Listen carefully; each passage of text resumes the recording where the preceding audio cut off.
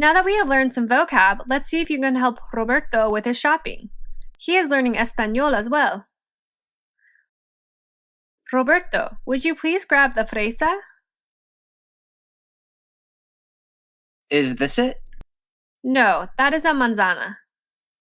Can you point to the fresa to help Roberto? You will? Thank you. That's it. Bueno, good job. Roberto, can you pick out la piña? Yes, I think I know this time. Is this it? That's it. You got it. Okay, I have a really hard challenge for you now. Can you point to the plátano and the sandía? Uh-oh, I am very nervioso. Please help. Great job with your vocabulary. Okay, last question.